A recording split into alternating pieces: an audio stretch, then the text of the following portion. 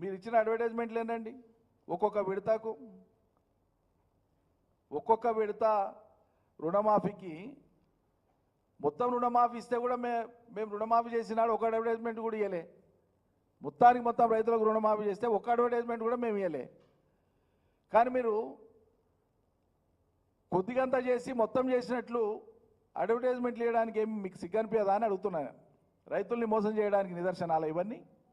ఏంటి పక్కల్లో భయ్ ఎన్నెన్నో ఉన్నా చూపిద్దాం. ఒక్క విడతకి నేను అడ్వర్టైజ్మెంట్లా ఎన్ని కోట్ల రూపాయలు ఇవి? 100-150 కోట్ల రూపాయలు, 200 కోట్ల రూపాయలు దాదాపు అడ్వర్టైజ్మెంట్లకే ఇస్తుంది. ఏం అడ్వర్టైజ్మెంట్ ఇది?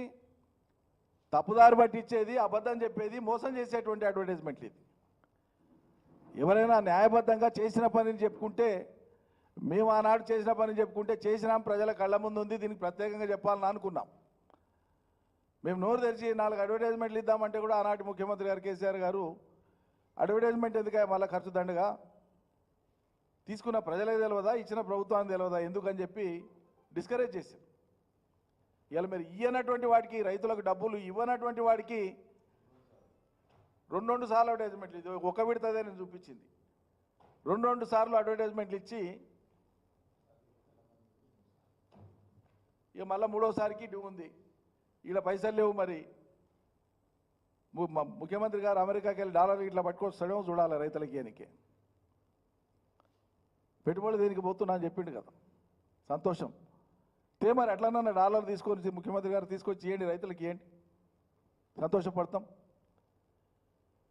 మీరు ఇచ్చేకాడికి ఇచ్చి ఇగో మొత్తం సంఖ్య ఇది, మేము ఇంత ఇవ్వగలుగుతున్నాం, మిగతాది ఫలానా టైంకి ఇస్తామని చెప్పలేరే. ఆ ఏడువరే ఎప్పుడు మొత్తం ఇచ్చినట్లు ఉల్టా దబాయించి మాట్లాడతారు. రైతులు సంబరాలు చేసుకుంటున్నాయి. మరి ఏడ సంబరాలు? బ్యాంకుల కాడ లైన్లలో కొలువు తీరి ఉండడం సంబరమా? పడిగాపులు కాస్తున్నారు బ్యాంకుల కాడ. నిన్న ఒక రైతు ఆత్మహత్య చేసుకున్నాడు, వీడియోలు రికార్డ్ చేసి మరి చచ్చిపోతున్నారు. మరి సభ్య సమాజం మాట్లాడుకోలేనటువంటి భాషలో రైతులు వాళ్ళ కోపాన్ని, ఆగ్రహాన్ని బూతుల రూపంలో తిట్టి చూపిస్తున్నారు, వీడియోలు పంపిస్తున్నారు. చూస్తలేమా? ఇవన్నీ మీరు సజావుగా చేస్తేనే జరుగుతున్నాయా? ఇది వాస్తవం కాదా? ఏ ఊర్లో అయినా ఎక్కడైనా సరే ఓ గ్రామం పోయి అడిగితే, నలుగురిని అడిగితే ఒకరికో ఇద్దరికో అవును సార్ పడ్డాయి అంటున్నారు, మిగతా వాళ్ళు మాకు పడలేదంటున్నారు. ఇంకా కొంతమంది అయితే పాస్బుక్లో పేరు, బ్యాంకులో పేరు. జనరల్గా బ్యాంకర్స్ స్పీడ్గా రాసేటప్పుడు పి రాకేష్ అని ఉంటానంటే బ్యాంకులో పి రాకేష్ రాస్తారా, ఆయన పాస్బుక్లో ఉండే పానుగంటి రాకేష్ అని ఉండవచ్చు ఉదాహరణకి. నీది అట్లా లేదు, ఇట్లా ఉంది కదా, నీకు రాదుపో. తండ్రి పేరు మల్లారెడ్డి ఉండాల్సిన కాడ పొరపాటుగా ఆయన మలయ అని రాసింటాడు.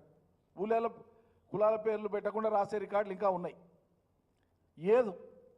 ఏదో చిన్న కారణం దొరికితే చాలు, అది సాకుదిగా తీసుకొని దాంట్లోకి వెళ్ళి జాబితాకి వెళ్ళి తీసేస్తుంది. ముఖ్యమంత్రి గారి నోటి నుంచి, వ్యవసాయ శాఖ మంత్రి నోటి నుంచి, డిప్యూటీ సీఎం నోటి నుంచి వాళ్ళు ఏం మాట్లాడతారు? పాస్బుక్ ఉంటే చాలు, రైతుకు అప్పు ఉంటే చాలు, మాఫీ అయిపోయింది అంటున్నారు, దబాయించేస్తారు. మరి పాస్బుక్ ఉండి అప్పు ఉన్నటువంటి రైతులు రాష్ట్రంలో లక్షలోపు ఉండేటువంటి వాళ్ళు ఇంకా రుణమాఫీ కాని వాళ్ళు ఎందుకున్నారు? గ్రామాల వారీగా మేము వస్తాం, మీరు వస్తారా? గ్రామాల వారీగా లక్షలోపు రుణం మాఫీ కాని వాళ్ళు ఉన్నారు, మేము చూపిస్తాము. మేము చెప్పేది తప్పైతే మేము ఆడే దేనికైనా ఏ శిక్షకైనా రెడీ. మరి మీరు చెప్పేది అబద్ధమైతే మీరు అంగీకరించాలి కదా. 1,50,000 లోపు మాఫీ కావాల్సిన వాళ్ళు ఇంకా కాని వాళ్ళు ఉన్నారు. మీరు చెప్పిన ప్రామాణికత ఏంది? అప్పయి ఉంటే చాలు, అతనికి పాస్బుక్ ఉంటే చాలు మాఫీ అవుతుందండి. మరి అలా 190 కొరీలు ఎందుకు వేస్తున్నారు? నోటి మాట చెప్పడమేమో ఏ కొరీలు ఏమని చెప్తున్నారు, క్షేత్రస్థాయిలో పోతేనేమో బ్యాంకర్స్ మీకు రాలేదని చెప్తున్నారు. సరే, కొందరైతే వడ్డీలు కట్టండి, కట్టినాకనే మీకు మాఫీ వస్తుంది, లేకుంటే రాదంటారు, అది వేరే విషయం. అదొక అంశం. ప్రభుత్వం చెప్పొచ్చు వడ్డీ కాడికి రైతులు కట్టుకుంటారు, మేము ఇచ్చే మాఫీ కాడికి బ్యాంకు వాళ్ళు వాళ్ళకి మాఫీ పత్రం ఇవ్వండి అని చెప్పొచ్చు, రాష్ట్ర ప్రభుత్వం చెప్పొచ్చు, స్టేట్ లెవెల్ బ్యాంకర్స్ కమిటీకి డైరెక్షన్ ఇవ్వచ్చు. చెప్తలేరు, అది కూడా చెప్తలేరు. ఎట్లా వీలైతే అట్లా, ఎట్లా అవకాశం ఉంటే అట్లా తక్కువ డబ్బు అయ్యేటట్లుగా చూసుకుంటే సరిపోతుంది అనేటువంటిది వీళ్ళ యొక్క దురుద్దేశం. కాబట్టి మేము రైతాంగానికి ఒకటే విజ్ఞప్తి చేస్తున్నాం, ఇంకా భ్రమలు అవసరం లేదు ఈ సర్కార్ మీద.